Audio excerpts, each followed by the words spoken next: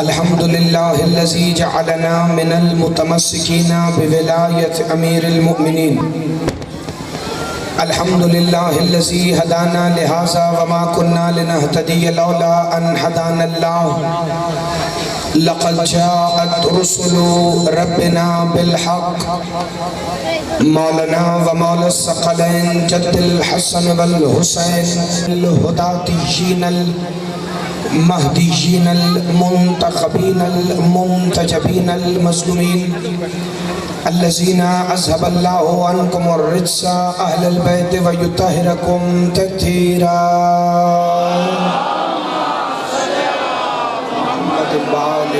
محمد قال سبحانه وتعالى في كلامه المجيد ومحكم خطابه الحميد وقوله الحق. بسم الله الرحمن الرحيم. وإذ قال عيسى ابن مريم يا بني إسرائيل إني رسول الله إليكم مصدقا لما بين يدي من التوراة ومبشرا برسول يأتي من بعد اسمه أحمد بآواز بلند صلوات.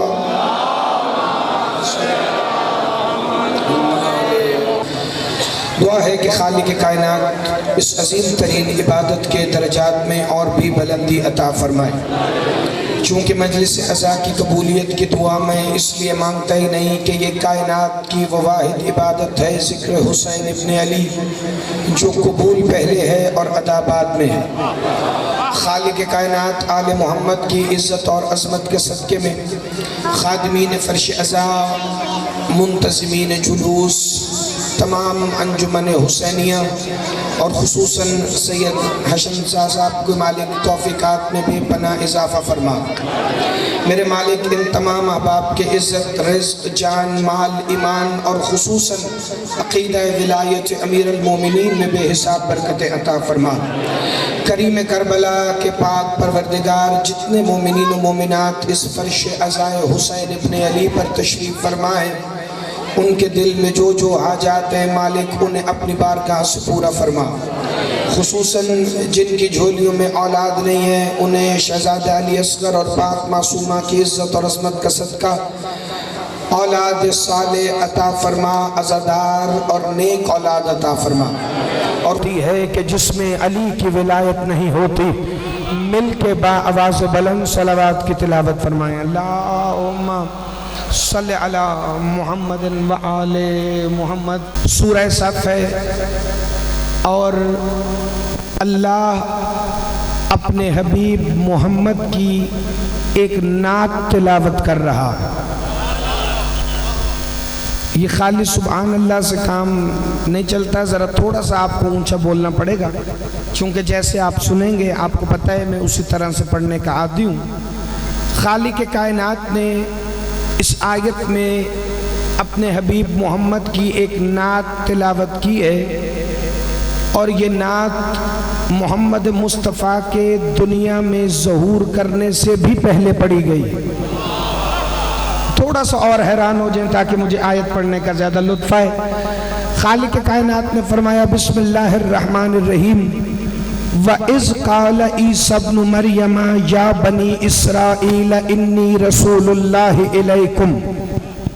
اے محمد ذرا اس وقت کو یاد کریں جب عیسیٰ بنی اسرائیل سے خطاب کر رہا تھا اور کہہ رہا تھا کہ میں اللہ کا رسول بن کے آیا ہوں. مصدقا لما بین یدی من التوراۃ ومبشرا برسول یأتی من بعد اسمہ احمد. عیسیٰ اپنی قوم سے کہہ رہا تھا کہ میں اللہ کا رسول ہوں اور تصدیق کرتا ہوں توریت کی بھی اور توریت سے لے کے مجھ تک جتنے نبی آئے یعنی موسیٰ سے عیسیٰ کے درمیان جو کچھ بھی ہے میں اس کی تصدیق کرتا ہوں.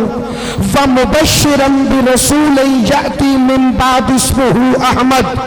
بندے کے دل میں محمد کا عشق ہو اور اگلے فکرے پر آیت کے ترجمے پر وہ بول نہ سکے، وہ جانے اللہ کا رسول جانے. عیسیٰ کہہ رہا تھا اپنی قوم سے لوگو میں تمہیں اپنے بعد آنے والے ایک نبی کی بشارت دیتا ہوں کہ جس کا نام احمد ہے۔ زندہ باد بھائی، آپ صدا سلامت رہے۔ ذرا توجہ ہو گئی؟ جسے جسے گرمی لگ رہی ہے وہ ذرا ہاتھ کھڑا کرے۔ لگ سب کو رہی ہے، اب آپ میرے کہنے کی وجہ سے نہیں کریں گے، لیکن ذرا گرمی کو ہٹانا، چونکہ فکرے بڑے ہیں، میں وقت بھی آپ کا زیادہ نہیں لینا، لیکن پیغام بھی آپ تک پہنچ جائے جتنے شیعہ سنی مسلمان آئے بیٹھے۔ میرے بعد ایک نبی آئے گا کہ میں جس کی بشارت دے رہا ہوں، من بعد اسمہ احمد، اور اس کا نام احمد ہے، وہ میرے بعد آئے گا، اس کا نام کیا ہے؟ احمد ہے۔ یہ جو اللہ نے قرآن میں پیغام بھیجا ہے نا زین شاہ جی، بالکل یہی آیت اللہ نے انجیل میں بھی نازل کی تھی جب عیسیٰ اپنی قوم سے خطاب کر رہا تھا نا، چونکہ توریت، زبور اور انجیل میں جو کچھ ہے قرآن اس کی تصدیق کرتا ہے، اور قرآن میں جو کچھ ہے انجیل، توریت اور زبور بھی اس کی تصدیق کرتی ہیں۔ انجیل میں آیت موجود ہے، انجیل کا باب ہے یوحنا کی انجیل، اس کی وہ آیتیں پڑھوں گا اور دیکھوں گا کہ کون علم دوست ہے اور کون صرف اپنا ٹائم گزارنے آیا ہے۔ اللہ نے عیسیٰ کو کہا تھا عیسیٰ اپنی قوم سے خطاب کرو۔ عیسیٰ نے اپنی قوم سے خطاب شروع کیا اور کہنے لگے لوگوں میری بات سن لو، میرا پیغام حق کا پیغام ہے، اور میرے بعد جو نبی آئے گا اس کا نام احمد ہوگا۔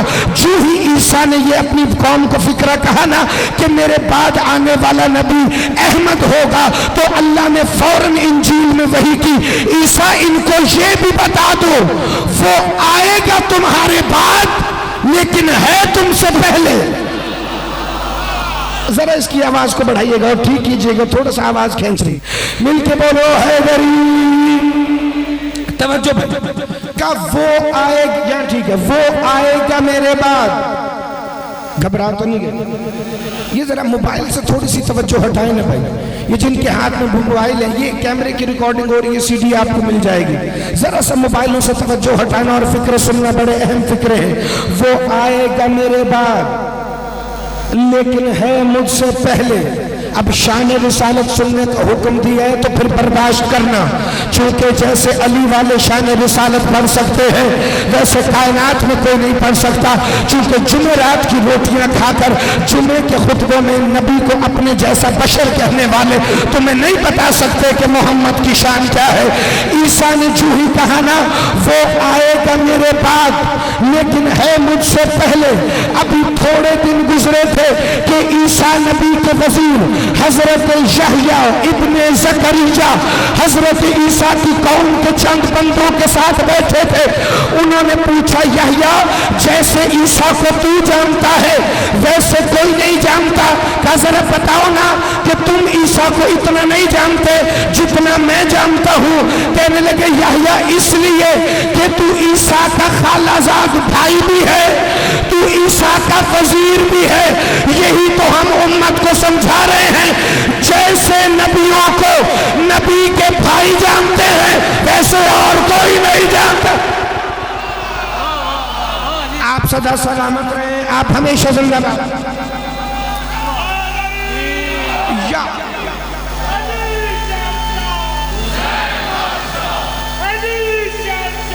حسین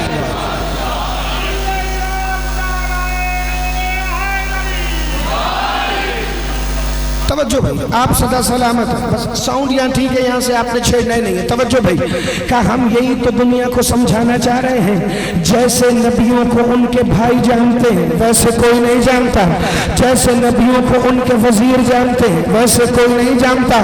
کیوں؟ اللہ نے قانون بنایا تھا، اللہ نے موسیٰ کا وزیر بنایا ہارون کو، اللہ نے سلیمان کا وزیر بنایا آصف برخیہ کو، اللہ نے عیسیٰ کا وزیر بنایا یحییٰ کو۔ یہ سارے اپنے نبیوں کے یا بھائی ہیں یا چچا زاد ہیں یا خالہ زاد ہیں۔ جب چھوٹے چھوٹے نبیوں کے وزیر ان کے بھائی بنتے رہے ہیں تو جو سب سے بڑا نبی ہے، زندہ باد زندہ باد، جتنے شیعہ سنی بیٹھے قرآن کی دلیلیں رد کر کوئی نہیں سکتا۔ اچھا ایک دفعہ پھر مولانا بھائی حضرت یحییٰ سے بندوں نے پوچھا یہ جو عیسیٰ آنے والے کی بشارت دے رہا ہے جس کا نام احمد ہے، ہمیں یہ تو بتائے نا اس کی فضیلت آپ کے نزدیک کیا ہے؟ حضرت یحییٰ نے جو ہی یہ اسم احمد سنا نا، ایک دفعہ سینے پہ ہاتھ رکھا، ایسے جھکے جیسے نمازی رکوع کی حالت میں جھکتا ہے، اور کہنے لگے وہ جو احمد آئے گا نا، کاش میں اس کے دور میں زندہ رہوں تو اس کی نالین چوم لوں۔ آپ ہمیشہ زندہ باد ہیں، کاش میں اس کے دور میں رہوں تو اس کی نالین چوموں۔ یہ نالین محمد جس کا بیج بنا کے آپ ربیع الاول میں سینے پہ لگاتے ہیں، یہ نالین کوئی عام نالین نہیں، یہ جوتیاں کوئی عام جوتیاں نہیں، یہ محمد کے قدموں سے مس رہنے والی نالین ہے۔ دنیا آج تک نالین محمد کو نہیں سمجھی تو انہیں کیسے سمجھے گی جسے محمد نے کندھوں پہ اٹھایا ہے؟ آپ سدا سلامت رہیں، ہمیشہ زندہ باد رہیں۔ جس کا ہاتھ اٹھائے کبھی کسی کمینے کے محتاج نہ ہونا۔ ایک دفعہ میری طرف دیکھیں، سادات مومنین، آپ سے اجازت لے کے ایک مشکل بات کرنے لگوں۔ 2-4 منٹ آپ کی خاموشی بھی مجھے برداشت ہے، لیکن وہ بات آج آپ کے ذہنوں میں اتر گئی تو آج وہ پیغام لے کے جاؤ گے کہ اگلی 29 سفر تک مصطفیٰ کے فضائل کا نشہ تمہارے ذہنوں سے نہیں اترے گا، اور جس نے واقعی دل سے سنا وہ قیامت تک داد بھی دے گا، مجھے دعا بھی دے گا، اور میری بات کو یاد بھی رکھے۔ حضرت ابراہیم نے جب مکہ بنایا نا، مکہ آباد کیا تو خانہ کعبہ کی تعمیر ہوئی۔ اس وقت مکے میں بنو جرہم کی حکومت، ذرا سا خاموشی سے سننا، اور مدینے میں بنو امالکہ کی حکومت، اور مدینے کا پرانا نام آپ کو پتہ ہے کیا ہے؟ یثرب۔ آپ زندہ باد رہیں جو ماتمی ہیں، جو علم دوست احباب ہیں، مدینے کا پرانا نام یثرب۔ حضرت ابراہیم کو آئے ہوئے 1500 سال گزر گئے تھے کہ اللہ نے حضرت موسیٰ کو مصر میں بھیجا۔ مصر سے موسیٰ کا دین نکلا، ابھی مجھے پتہ چل جائے گا کس کی توجہ ہے۔ مصر سے موسیٰ کا دین نکلا، عرب تک پھیلا، مکے مدینے تک یہودیوں نے اپنی یہودیت قائم کی۔ پھر موسیٰ کا دور گزرتا گیا، پھر حضرت عیسیٰ کا دور آیا، پھر مکے اور مدینے میں عیسائیوں کی تعداد بڑھ گئی۔ حضرت محمد مصطفیٰ اور حضرت عیسیٰ کے درمیان پتہ ہے کتنا فرق ہے؟ 550 سال کا۔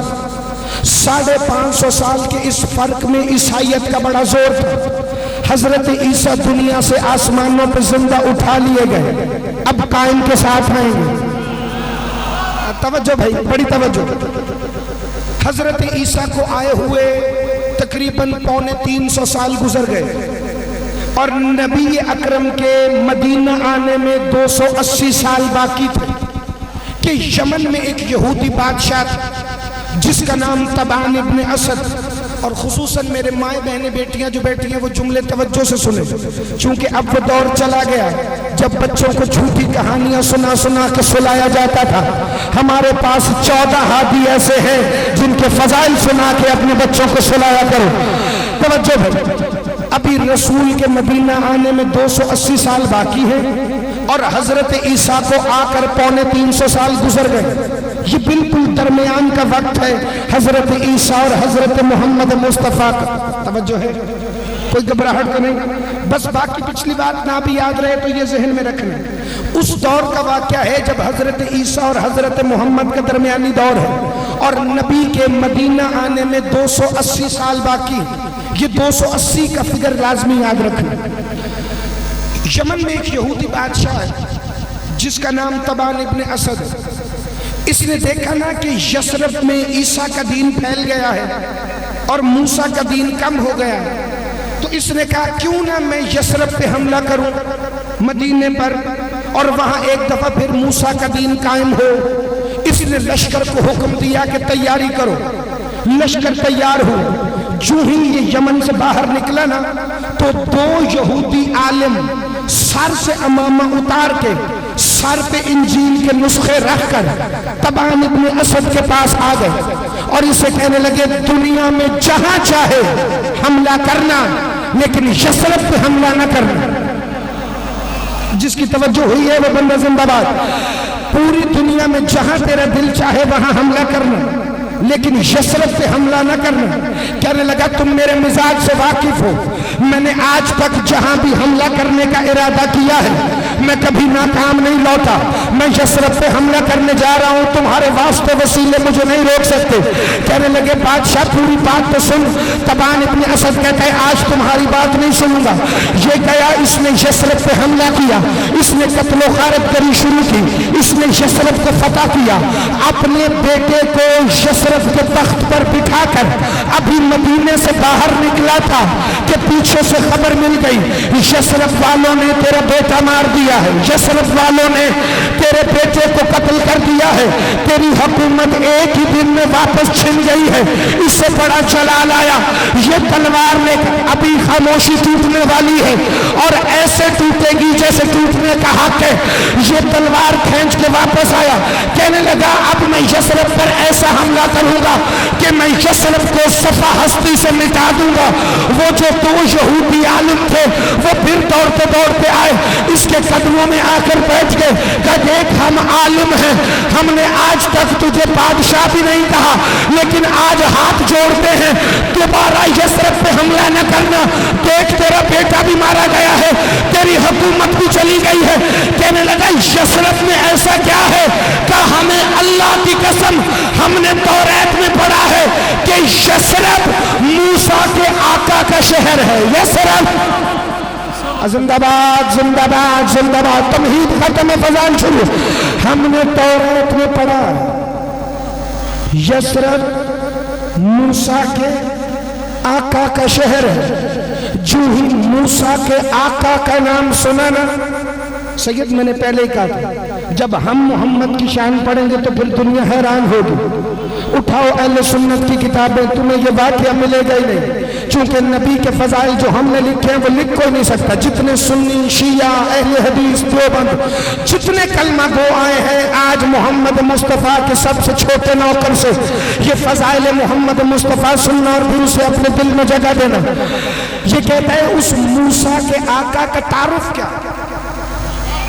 ذرا چہروں سے پریشانی ہے، اس موسیٰ کے آقا کا تعارف کیا؟ یہ یہودی عالم سر پہ توریت کے نسخے رکھ کے کھڑے ہو گئے، کہ ہم نے توریت میں پڑھا ہے اس کے ہاتھوں پہ پتھر کلمہ پڑیں گے، ابر اس پہ سایہ کرے گا، درخت اس کو جھک جھک کے سجدے کریں گے، جہاں سے محمد قدم اٹھائے گا وہاں سبزہ اگے گا، جس طرف کو محمد چلے گا دریا اپنے رخ ادھر موڑ لیں گے، اگر وہ پہاڑ کو حکم دے گا نہ اپنی جگہ سے ہٹ جا تو پہاڑ ہٹ جائے گا۔ اتنی عظمت کا مالک ہے وہ موسیٰ کا سردار۔ تبان ابن اسد کہتا ہے اگر وہ اس شہر میں آنے والا ہے، جملہ سننا، عشق رسول صرف زبان سے کہنے کا نام نہیں، عشق رسول غریبوں کی موٹر سائیکل چلانے کا نام نہیں، عشق رسول ریڈیو سے کیلے اٹھانے کا نام نہیں، عشق رسول گاڑیوں کے شیشے توڑنے کا نام نہیں۔ تبان ابن اسد کہتا ہے اگر محمد اسی یثرب میں آئے گا تو میں نے یثرب والوں کو بیٹے کا قتل معاف کر دیا، میں نے یثرب والوں کو بیٹے کا قتل معاف کیا۔ انہوں نے کہا اب کرنا کیا ہے؟ تبان ابن اسد کہتا ہے میرا دل ہے کہ میں موسیٰ کے آقا کے لیے مدینے میں ایک محل بناؤں۔ فوج کہتی ہے ہم حیران ہو گئے، ہم نے اگلی جنگ پہ جانا ہے، محل بننے تو بڑا وقت لگے گا۔ تبان کہتا ہے اگر محل نہیں بنا سکتے تو کم از کم ایک عالی شان مکان بناؤ مدینے کے شہر کے بالکل درمیان میں۔ تبان ابن اسد نے محمد مصطفیٰ کے آنے سے 280 سال پہلے، میں نے کہا تھا 280 کا جملہ یاد رکھنا، چلو جن چہروں پہ پریشانی چھا گئی ہے ایک جملہ پڑھ دو۔ تبان ابن اسد نے محمد مصطفیٰ کے آنے سے 280 سال پہلے کیا کیا؟ نبی کے لیے مکان بنایا۔ کس کے کہنے پہ محمد کو مانا؟ یہودی علماء کے کہنے پر محمد کو مانا۔ ابھی نبی کے آنے میں کتنا وقت باقی ہے؟ 280 سال باقی ہے۔ جاہل مولوی ہم تجھے یہی تو سمجھا رہے ہیں جب محمد کے آنے سے 280 سال پہلے یہودیوں کو پتا تھا کہ محمد نبی ہے تو جس ابو طالب کی گود میں آئے آپ سدا سلامت رہیں، آپ ہمیشہ زندہ باد رہیں، جو آگے بیٹھے جو پیچھے کھڑے،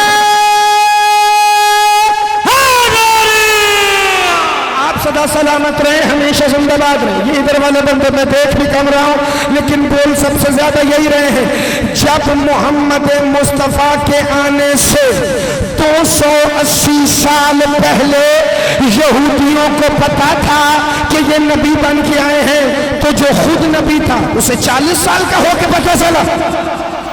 آپ سدا سلامت رہیں۔ ہمارا قصور پتہ ہے کیا ہے؟ ہمارا قصور یہ ہے کہ ہم اس بات کو نہیں مانتے کہ جبرائیل آیا، اس نے مصطفیٰ کا سینہ چاک کیا، پھر اس نے دل کو نکالا، پھر اسے پانی سے دھویا، پھر دل کو اندر رکھا، پھر ٹانکے لگائے۔ یہ وہی آ رہی ہے، یہ ہارٹ کا بائی پاس ہو رہا ہے۔ ہاتھ اٹھانا، خیرات مانگنا، نہ ہم نے کل اس روایت کو مانا تھا، نہ ہم نے آج مانا ہے، نہ ہم کل مانیں گے، چونکہ نبی کا دل اتنا پاک ہے کہ جو نبی کی گود میں بھی آ کر بیٹھ جائے اللہ اس کے لیے بھی کہتا ہے یطہرکم تطہیرا۔ آپ صدا سلام، آپ ہمیشہ زندہ باد، آپ کی کیا بات؟ یا آپ صدا سلامت، علی کی عزت کی قسم داد لینے کے لیے یہ 4تھا سال میں یہاں پڑھ رہا ہوں، 1 سال بیچ میں نہیں پڑھا۔ جتنی داد اس منبر سے میلاد چوتھ میں میں نے لی ہے، مجھے دوبارہ تمہارے سے داد لینے کی حسرت نہیں۔ میرا دل ہے جو میں پیغام آج دینا چاہتا ہوں وہ ہر شیعہ سنی تک پہنچ جائے، اور کم از کم دنیا آج کے بعد یہ جان لے کہ جیسے محمد مصطفیٰ کی شان یہ پڑھ سکتے ہیں ویسے کائنات میں کوئی اور انسان پڑھ سکتا ہی نہیں۔ توجہ بھائی، یہ کہنے لگا ایک مکان بناؤ میرے موسیٰ کے سردار نبی کے لیے۔ مدینے کے سینٹر میں ایک مکان بنا، اس مکان کے اندر کئی کمرے تھے، لیکن اس مکان کے بالکل درمیان میں ایک گول کمرہ بنوایا۔ اس کمرے کے باہر تبان ابن اسد نے ایک تختی لگوائی اور اس تختی پر لکھا تھا میں جن کو اس گھر کا متولی بنا کے جاؤں گا وہ محمد کے آنے تک اس گھر میں مہمان بن کے رہیں، جس کمرے میں چاہیں رہ سکتے ہیں، لیکن یہ کمرہ جو میں نے نبیوں کے سردار کے لیے بنایا ہے اس کمرے میں کسی بشر کا پاؤں نہ آئے، چونکہ یہ تطہیر کے مالک کے آرام کرنے کی جگہ ہے۔ دیکھو یہودیوں کو بھی احترام ہے محمد کا، لیکن نہیں احترام کرتے تو مسلمانوں نے نہیں کیا۔ توجہ بھائی میری طرف دیکھنا، یا نبیوں کے سلطان کے آنے سے 280 سال پہلے مکان بنا، مکان میں کمرہ بنا، کمرے کے باہر تختی لگ گئی کہ یہ مصطفیٰ کے قیام کرنے کی جگہ ہے۔ حسن شاہ جی دعا کر دیں تاکہ میں اگلا فکرہ انہیں سمجھا لوں۔ یہ مکان کے درمیان جو کمرہ بنا تھا نا سردار الانبیاء کے لیے، اس کمرے کے اندر تبان ابن اسد نے ایک چاندی کا صندوق رکھا، اس چاندی کے صندوق کے اندر توریت، زبور اور انجیل کے وہ نسخے رکھوائے جس میں رسول اور ان کے بیٹوں کا ذکر تھا، جن میں رسول اور ان کے بیٹوں کا ذکر تھا جو غیر تحریف شدہ تھے، جو ابھی بدلے نہیں گئے تھے، اور ان نسخوں کے ساتھ ایک خط رکھا مصطفیٰ کے نام۔ محمد کے آنے سے 280 سال پہلے تبان ابن اسد نے خط لکھا، میرا سلام ہو نبیوں کے سلطان پر، میرا سلام ہو موسیٰ کے آقا پر، یا رسول اللہ میں آپ پر ایمان لے آیا ہوں، حالانکہ ابھی آپ مدینے نہیں آئے، لیکن اگر آپ میری زندگی میں آ جائیں تو مجھے ضرور بلانا، لیکن زندگی کا پتہ کوئی نہیں، اگر میں آپ کے انتظار میں چلا جاؤں تو میرا یقین ہے جو حجت کے انتظار میں مرتا ہے حجت اسے آ کر قبر سے اٹھا لے۔ زندہ باد علی کے شیعہ، جو انتظار قائم میں بیٹھا ہے وہ بندہ ہاتھ اٹھائے۔ میرا یقین ہے کہ جو حجت کے انتظار میں مرتا ہے حجت آ کے اسے ضرور بلا لیتی ہے۔ یا رسول اللہ اگر میں آپ کا دور نہ پا سکوں تو میری طرف سے آپ کے نالین پر بوسہ دے رہا ہوں، اسے قبول کر لیجئے گا۔ یہ خالی عشق کا فکرہ نہیں، یہ محمد کی نالین خالی عشق کا فکرہ نہیں، اس نے توریت میں پڑھا تھا کہ جو طور پر جوتی اتار کے جائے اسے موسیٰ کہتے ہیں جو عرش پر جوتی پہن کے جائے۔ نعرہ تکبیر، نعرہ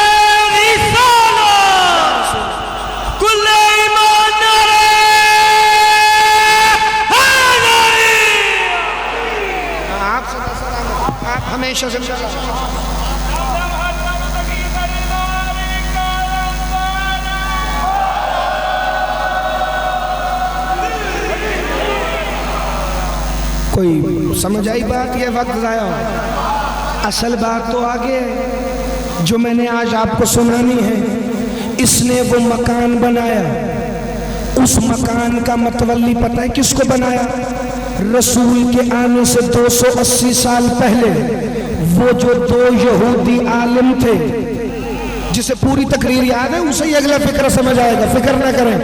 وہ جو 2 یہودی عالم جنہوں نے رسول کے آنے کی خوشخبری دی تھی، ان کو اس مکان کا متولی بنایا اور کہا تمہارے بعد تمہاری نسلیں اس مکان کی متولی ہیں، جب تک موسیٰ کا آقا یہاں نہ آ جائے تمہاری نسلیں اس کا انتظار کریں گی۔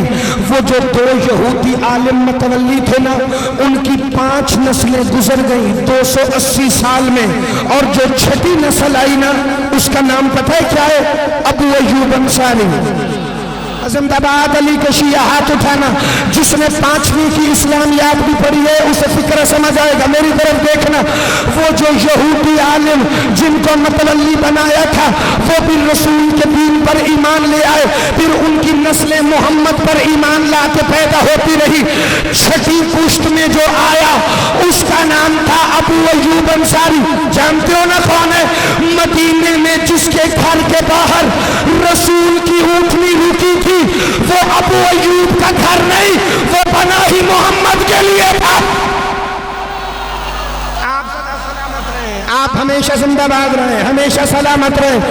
مل کے حیدری نہ بھائی پیغام کی فکریں ذرا سنتے جانا۔ وہ جو لوگ کہتے ہیں نا رسول کی ڈاچی، رسول کی اونٹنی، رسول کی ناکا کسوا ابو ایوب کے مکان کے باہر جا کے رک گئی تھی، وہ مکان ابو ایوب کا نہیں تھا، ابو ایوب اس گھر کی نوکری دے رہا تھا۔ حقیقت میں وہ 280 سال پہلے بنا ہی محمد مصطفیٰ کے لیے تھا۔ آ گئی شب ہجرت، رسول علی کو اپنے بستر پہ لٹا کے مدینے کی طرف سفر کرنے کے لیے نکلے۔ رستے میں لوگوں نے پوچھا علی کو کیوں چھوڑ آئے ہیں؟ نبیوں کے سلطان نے فرمایا مکے کے کافروں کی کچھ امانتیں تھی جو میں علی کے حوالے کر آیا ہوں۔ بندے کہنے لگے یا رسول اللہ امانتیں کسی اور کو دے دیتے، مسلمانوں کی تو نہیں تھی نا، کافروں کی تھی، اور پھر ایک ہی تو رات کی بات تھی۔ رسول نے فرمایا خاموش، میں ایک رات کے لیے کافروں کی امانتیں بھی کسی اور کو نہیں دے سکتا۔ کس زندہ باد زندہ باد زندہ باد، ہاتھ اٹھانا خیرات مانگنا بھائی۔ میں ایک رات کے لیے کافروں کی امانتیں بھی کسی اور کو نہیں دے سکتا۔ وہ جس نے علی کو ہمارا وارث بنایا ہے، وہ محمد جس نے علی کو ہمارا آقا بنایا ہے، وہ محمد جس نے علی کا بازو بلند کر کے علی کو ہمارا مولا بنایا ہے، وہ مدینے کی طرف سفر کر رہا تھا۔ علی ابھی مکہ میں تھے، محمد مصطفیٰ مدینے کی سرحد کے باہر آ گئے۔ نبیوں کے سلطان مدینے کی سرحد کے باہر پہنچے، مدینے کے لوگ نبیوں کے سلطان کا استقبال کرنے آئے، ہاتھوں میں کھجور کی ٹہنیاں لے کر مدینے کے مرد اور عورت ہلا ہلا کے کہہ رہے تھے اہلاً و سہلاً مرحبا، اہلاً و سہلاً مرحبا۔ کوئی شیعہ ہے یا سنی ہے؟ جملہ وہ پڑھنے لگا ہوں جو دونوں کی کتابوں میں لکھا ہے۔ مدینے کی چھوٹی چھوٹی بچیاں ہاتھوں میں دف اٹھا کر نعتیں پڑھ رہی تھی، طلع البدر علینا وجب الشکر علینا من ثنیات الوداع۔ ہمارے شہر میں 14ویں کا چاند آ گیا ہے، اب ہم پر اللہ کا شکر واجب ہو گیا ہے۔ رسول مدینے کی سرحد پہ کھڑے تھے لیکن پاؤں مدینے میں نہیں رکھ رہے تھے۔ بندوں نے پوچھا یا رسول اللہ آپ مدینے میں آ گئے ہیں لیکن مدینے میں داخل کیوں نہیں ہوتے؟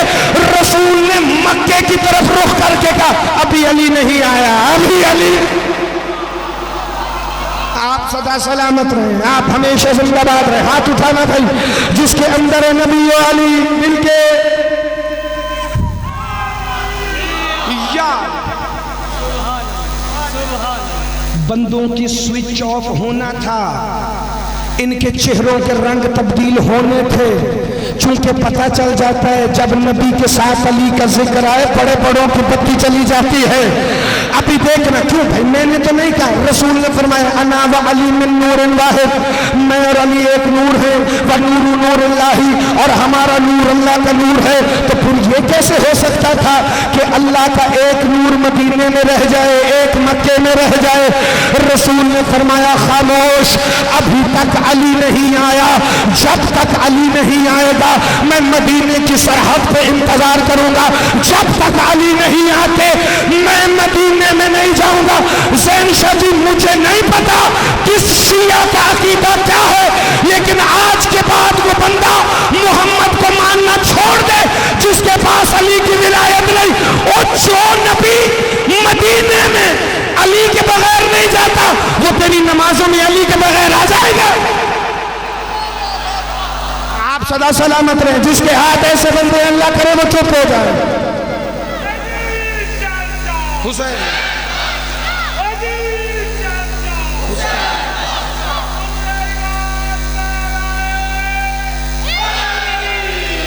یا آپ سدا سلامت ہیں، بس فضائل کی فکر یہ آخری ہے اور تمہاری زحمت تمام ہو گئی ہے۔ محمد مصطفیٰ نے ایک دفعہ مکے کی طرف دیکھا، ابو طالب کا بیٹا دلدل سوار مدینے کی سرحد کی طرف چل رہا تھا۔ مصطفیٰ نے اپنی نگاہ نبوت سے علی کی عین اللہ نگاہوں میں دیکھا۔ علی نے نگاہیں جھکا کے محمد کو سلام کیا۔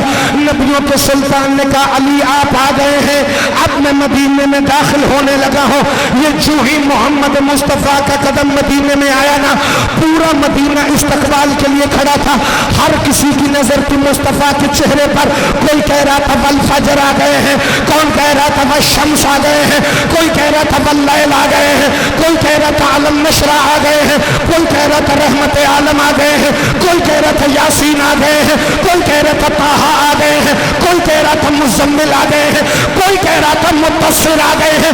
سارے نبی کو بلا رہے تھے اور نبی کہہ رہے تھے سارے آ گئے ہو، ابو ایوب نہیں آیا، سارے آ گئے ہو۔ ہاتھ اٹھانا جس کا ہاتھ درد نہیں کرتا، سارے آ گئے ہو، ابو ایوب نہیں آیا، سارے آ گئے ہو، ابو ایوب نہیں آیا۔ کہنے لگے وہ تو اپنے مکان کے باہر بیٹھا ہے، اللہ جانے صبح ہوتی ہے تو انتظار شروع کرتا ہے، شام ہوتی ہے تو انتظار کرتا ہے، رات ہوتی ہے تو انتظار کرتا ہے، اللہ جانے ابو ایوب اپنے گھر میں جاتا کیوں نہیں؟ رسول نے فرمایا تمہیں ابھی پتہ چل جائے گا۔ یہ تو سب نے سنا ہے نا۔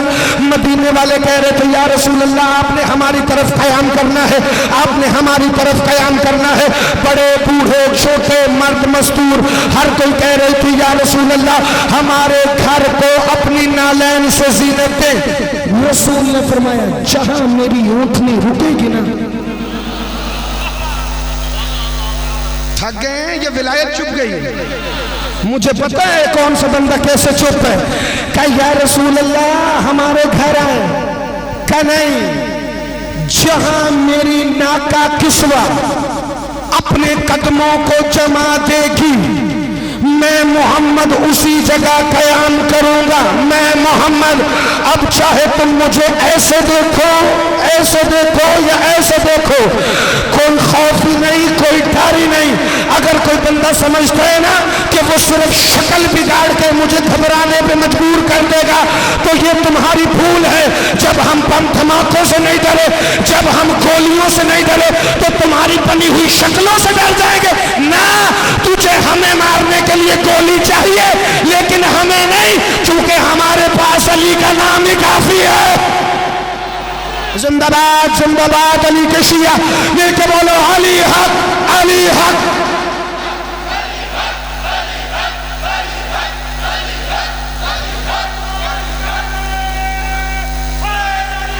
توجہ بھائی، فضائل کا فکر ہے یہی آخری۔ رسول نے فرمایا جہاں میری ناکا کسوہ رکے گی میں اسی مقام پر جا کے قیام کروں گا۔ کوئی اہل سنت بھائی بیٹھا ہو تو ایک دفعہ ذرا گواہی دے دینا، وہاں میری ناکا رکے گی میں وہیں پہ قیام کروں گا۔ پورا مدینہ دیکھ رہا تھا، رسول نے اپنی اونٹنی سے کوئی بات تو نہیں کی، رسول نے بتایا تو نہیں کہاں رکنا تھا۔ ایک دفعہ اونٹنی کی مہار چھوڑی، رسول کی ناکا مدینے کے ایک طرف سے داخل ہوئی، پورے مدینے کا چکر لگا رہی تھی۔ مدینے کے لوگ دیکھ رہے تھے، پتہ نہیں وہ کون سا خوش قسمت ہے جس کے گھر کے باہر نبی کی اونٹنی رکے گی۔ سامنے وہ مکان نظر آیا جو نبی کے آنے سے 280 سال پہلے بنا تھا۔ باہر ابو ایوب انصاری کھڑا ہوا، محمد مصطفیٰ کی راہ تک رہا تھا کہ نبی نبی کی اونٹنی اسی مقام کے باہر آ کر بیٹھ گئی. بھائی نبی کی اونٹنی کو کیسے پتا چلا؟ اس کا مطلب علم غیب تو محمد کی اونٹنی کے پاس بھی ہے. اب گھر جا کے سوچ، جس کی اونٹنی عالم الغیب ہو اس کا حسین کون؟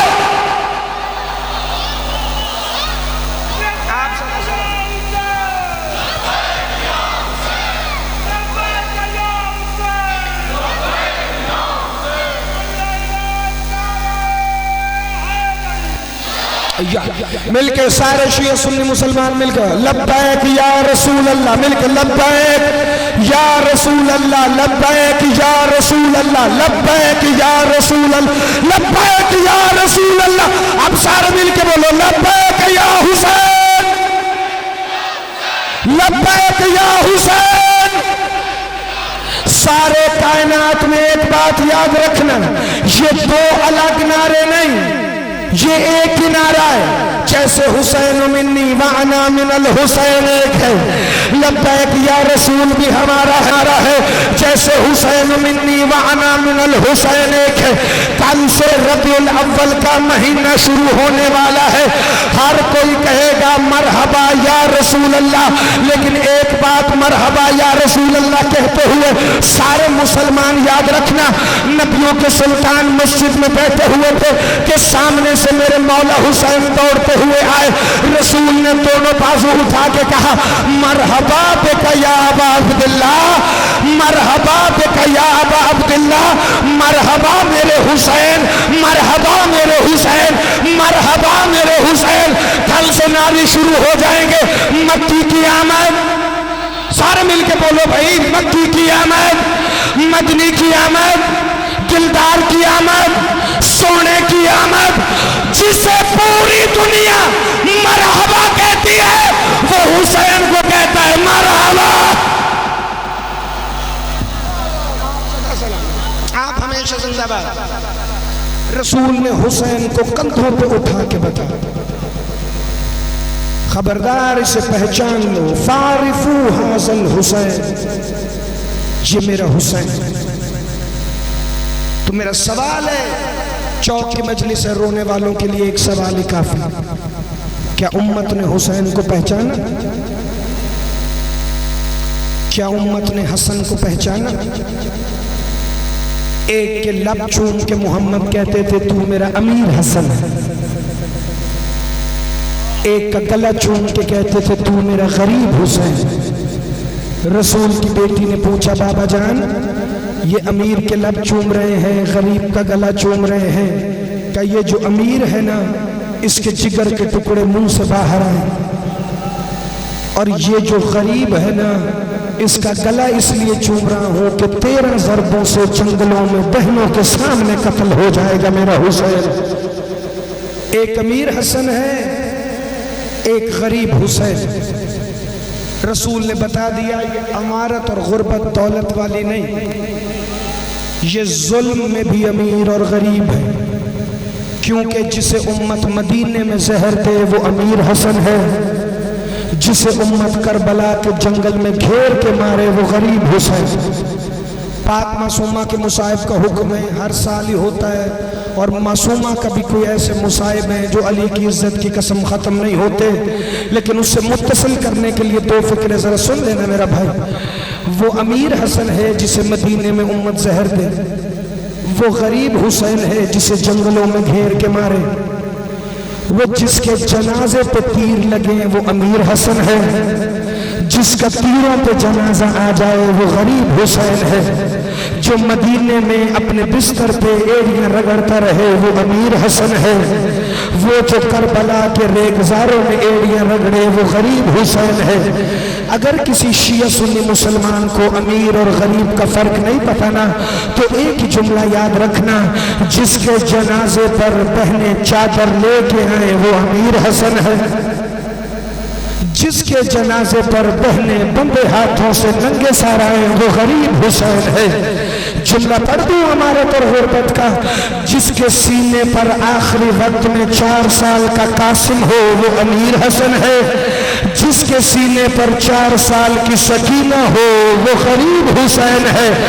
جس کو ابھی تک رونا نہیں آیا صرف ایک فکرہ یاد رکھنا, جس کے دنیا سے چلے جانے کے بعد اس کے 4 سال کے یتیم کو حسین اٹھائے وہ امیر حسن ہے. جس کی 4 سال کی معصومہ کو کبھی شمر تماچے مارے کبھی خولی تماچے مارے وہ غریب حسین. اللہ مان اللہ مان. رسول کے بیٹوں کو رونے کا تعلق مسلک سے نہیں. اتنا یاد رکھنا کہ جن کو محمد لوریاں دے کے سلایا کرتا تھا, جن کے محمد بوسے لیتا تھکتا نہیں تھا, انہیں امت نے بڑا مارا اور ایسے نہیں مارا. حسین مولا نماز شب میں فرماتے تھے پروردگار مجھے اکبر و سجاد جیسے بیٹے دیے, مجھے ایک بیٹی دے جو مجھ سے ایسے پیار کرے جیسی میری ماں میرے نانا سے پیار کرتی تھی. مجھے ایسے بیٹی دے میں اسے اتنا چاہوں جتنا میرا نانا محمد میری ماں زہرا کو چاہتا تھا. عزادارو آواز پروردگار آئی حسین اگر کبھی اس بیٹی کو تنہا چھوڑ کے جانا پڑا کہ پروردگار میں تیرا عاشق ہوں, میری بیٹی جنگلوں میں روتی رہ جائے گی, میں تیری صدا پہ لبیک کہہ کے تیرے پاس چلا آؤں گا.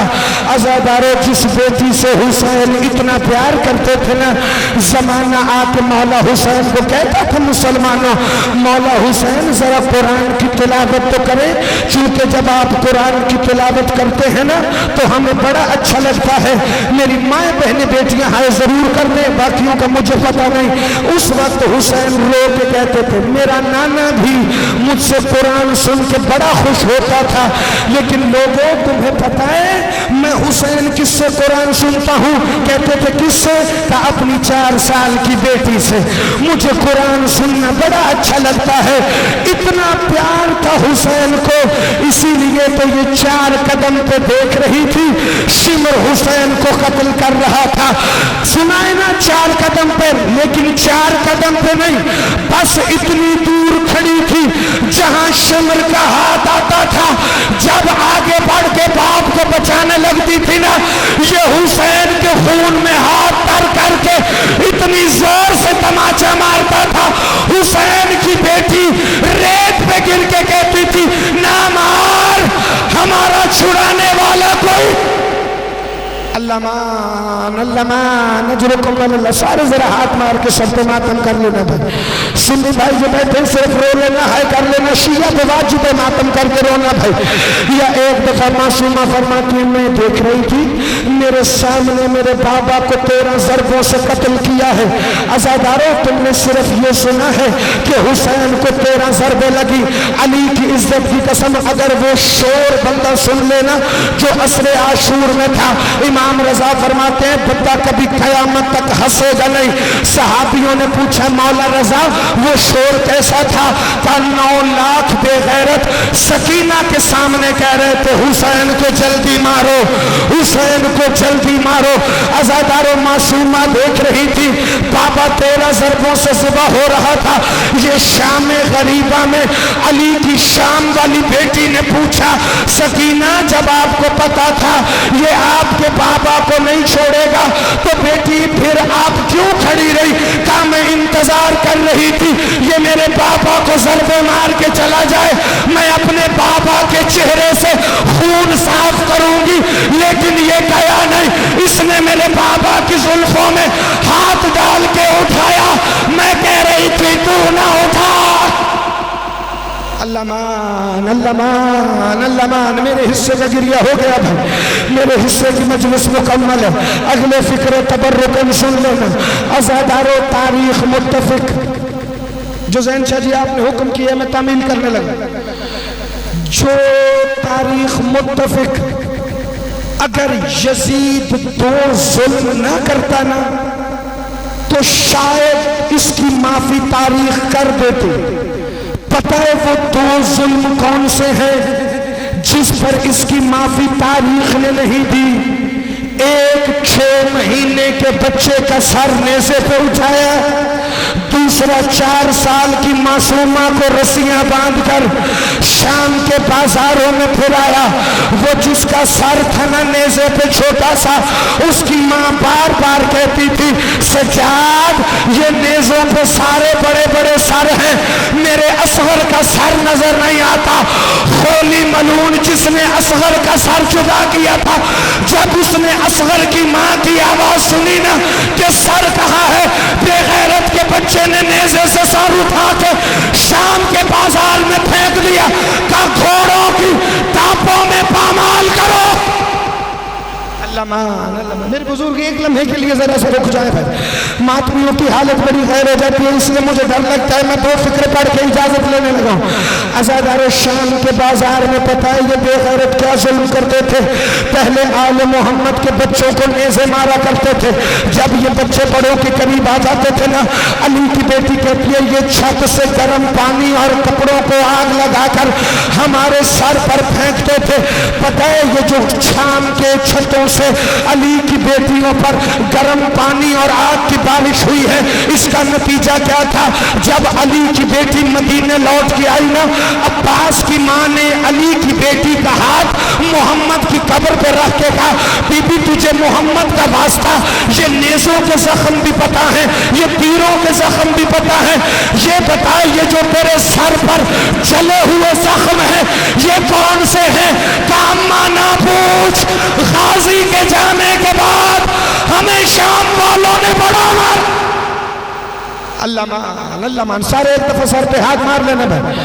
عزاداروں بڑا ظلم کر صدقے کی کھجوریں، کوئی تو ہوگا ایک نبی کا چاہنے والا، محمد و آل محمد پہ صدقہ حرام ہے، 1400 سال بعد بھی سیدوں پہ صدقہ حرام ہے۔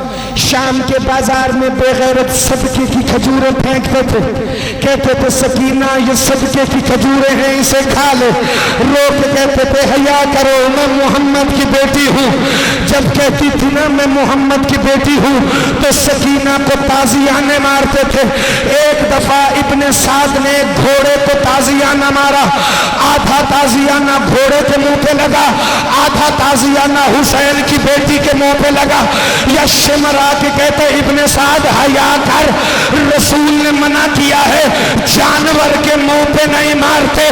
یہ بات سن لی حسین کی بیٹی نے، رو کے کہتی ہے سجاد نے بتانا میں اسی محمد کی بیٹی۔ اللہ نجرکم علی اللہ۔ عزادار و کائنات کا وہ ظلم نہیں جو شام کے بازار میں نہیں ہو۔ میری طرف دیکھو، میں اس آج کی تاریخی اجتماعی مجلس کا آخری فکرہ پڑھنے لگا۔ شام کے بازار میں ایک یہودیوں کا محلہ تھا، سجاد فرماتے ہیں میں مرنے سے پہلے مر گیا، یہودی عورتوں کے سر پہ چادریں تھیں، میری پھپھیوں کے سر پہ چادریں نہیں تھی۔ کہ شام کے بازار میں ایک غلاموں والی منڈی تھی، وہاں لے کر جایا کرتے تھے میری پھپھیوں کو، بے غیرت ہاتھ گردنوں کے پیچھے باندھ دیتے تھے، کہتے تھے آؤ جس نے غلام خریدنے ہو، آؤ جس نے کنیزیں خریدنی ہو۔ جو بندہ کہتا ہے نا میں بڑا پتھر دل ہوں، دل میں عشق مصطفیٰ بھی ہو لیکن فکرے پہ ہائے نہ نکل سکے، تم جانو اللہ کا رسول جانے۔ علی کی بیٹی کہتی ہے ماں ام البنین شام کے بازار میں ایک بڑی سخت منزل آ گئی تھی، یہ حرامی 4 نیزے لے کر آ جاتے تھے، ایک نیزے پہ عباس کا سر، ایک نیزے پہ حسین کا سر، ایک نیزے پہ علی اکبر کا سر، ایک نیزے پہ قاسم کا سر، پھر نیزوں سے تماشے کرتے ہوئے ہمارے قریب سے گزرتے تھے، پھر چاروں سروں کو اتار کر بازار میں پھینک دیتے تھے۔ میری سکینہ کہتی تھی نہ مارو ہمارا بچانے والا۔ اللہ مان سارے تفسیر پہ ہاتھ مار کے ماتم کرنا بھائی۔ معصومہ نے وہ ظلم دیکھے ہیں شام کے بازار میں، لیکن ایک ظلم ایسا تھا جو حسین کی بیٹی سے برداشت نہیں ہوا، نہ سجاد سے نہ حسین کی بیٹی سے۔ بندوں نے پوچھا سید سجاد تیرا سب سے بڑا ظلم کون سا ہے جو شام کے اندر ہوا ہے؟ ایک دفعہ سر اٹھانا بھائی۔ سجاد فرماتے ہیں میں 28 رجب کو مدینے سے نکلا لیکن میں زندہ تھا، میں مکے میں نکلا میں زندہ تھا، میرا پاپا مارا گیا میں زندہ تھا، میری پھپھیوں کے سروں کا خون ان کے چہروں پہ آ گیا لیکن میں میں زندہ رہا۔ ایک موقع ایسا تھا جب ہم مرنے سے پہلے مر گئے، شام کے دربار میں 700 بے غیرت کرسیوں پہ شراب پی رہے تھے۔ ایک بے غیرت نے کہا، او یزید میرے گھر میں نوکرانی نہیں، یہ حسین کی 4 سال کی سکینہ مجھے کنیزے ماتم حسین انا للہ و انا الیہ کو جوئیں گے مجلس ماتم کروائیں